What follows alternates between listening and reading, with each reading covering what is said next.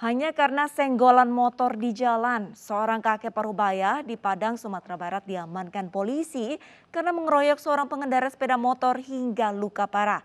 Tersangka mengaku kalap karena pengaruh minuman keras.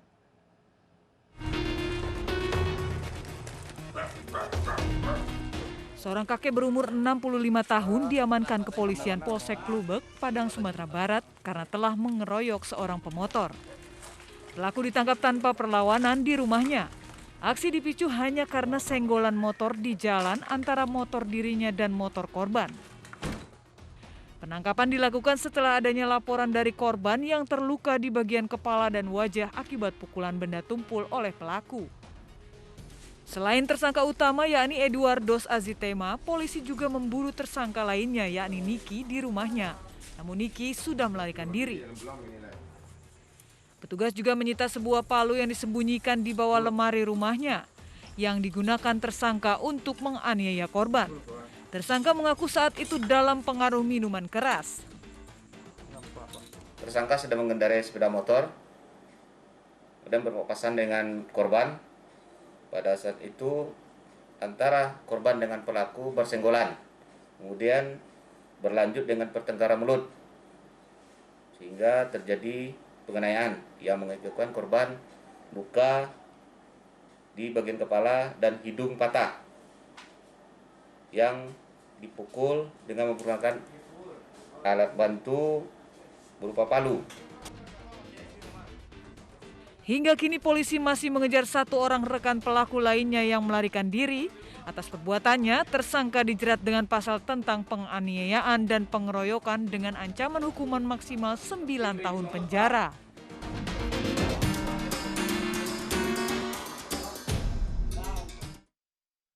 Seorang anggota polisi menjadi korban penganiayaan menggunakan senjata tajam oleh seorang pria mabuk. Pria mabuk tersebut tidak terima setelah ditegur korban karena pelaku membuat onar saat mabuk.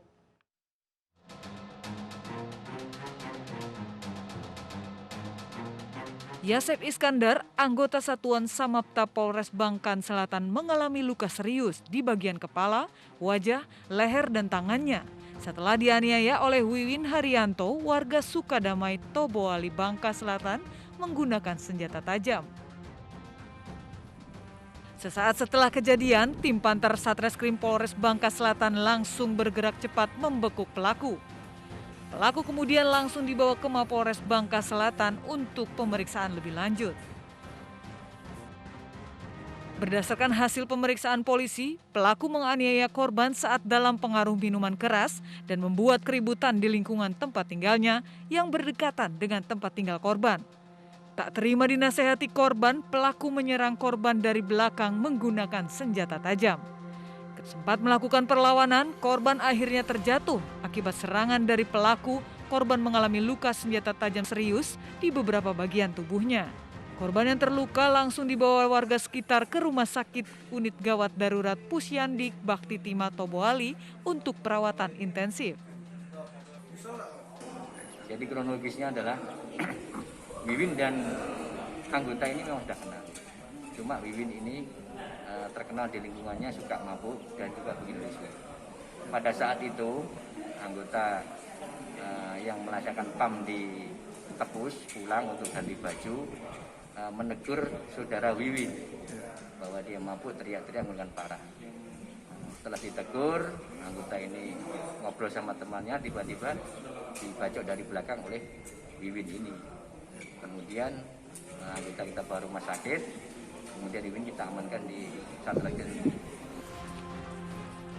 Untuk mempertanggungjawabkan perbuatannya, pelaku dijerat dengan pasal 351 KUHP dengan ancaman penjara maksimal 5 tahun.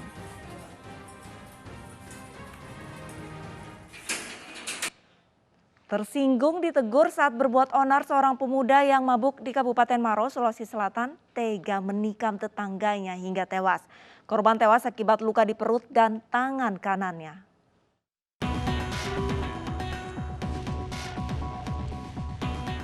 Suasana duka menyelimuti rumah keluarga korban penikaman Puang Nompo 52 tahun yang berada di Desa Mati Rotasi, Kecamatan Maros Baru, Kabupaten Maros, Sulawesi Selatan.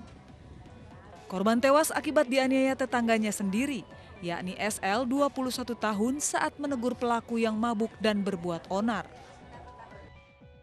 Tindak penganiayaan yang berujung maut ini bermula saat korban bersama 3 rekannya sedang duduk di depan teras rumahnya.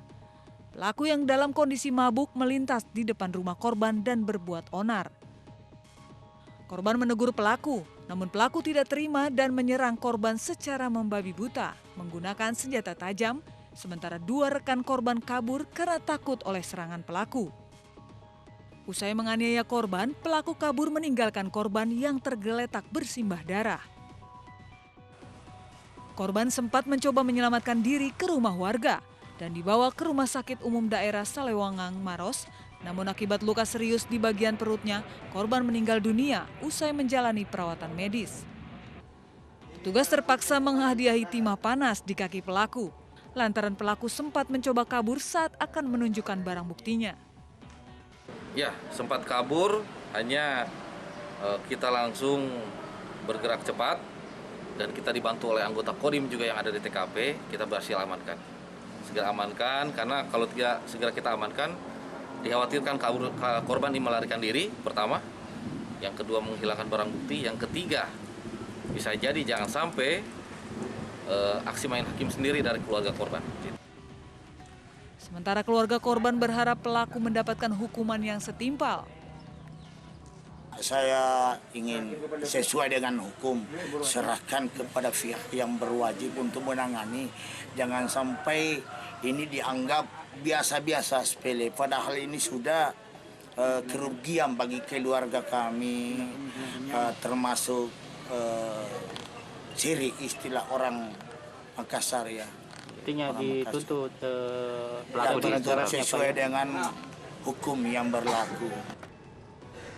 Selain mengamankan pelaku, petugas juga menyita barang bukti berupa pisau dapur yang digunakan untuk menganiaya korban. Akibat perbuatannya, pelaku dikenakan pasal pembunuhan dan penganiayaan dengan ancaman hukuman di atas 10 tahun penjara.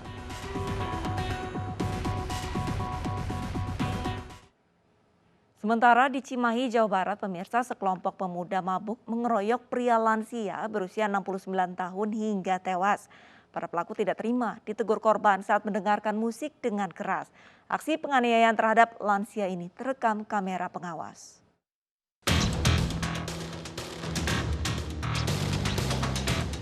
Detik-detik pengeroyokan yang dilakukan para pemuda mabuk terhadap pria lansia berusia 69 tahun di parkiran salah satu supermarket di Padalarang, Bandung Barat terekam kamera pengawas. Dedi tewas setelah dikeroyok hingga kepalanya membentur aspal. Kurang dari sehari, polisi meringkus 3 orang pemuda pengeroyok korban hingga tewas. Dari hasil penyidikan, para pemuda ini mengeroyok korban karena tidak terima ditegur dan dalam kondisi mabuk. Para pelaku yang saat itu pesta minuman keras mendengarkan musik di mobil dengan keras hingga meresahkan warga di lingkungan korban. Diawali dari 1 orang pelaku bernama Haris Budiman melakukan pemukulan ke arah wajah korban dan menyeruduk korban di bagian tubuh korban sehingga korban terjatuh ke belakang sehingga korban mengalami luka di bagian belakang kepala korban yang diakibatkan oleh benturan ke aspal. Dari ketiga pelaku, 1 orang diantaranya masih di bawah umur. Selain dijerat dengan pasal pengeroyokan yang mengakibatkan kematian, para pelaku juga melanggar aturan pemerintah terkait PPKM.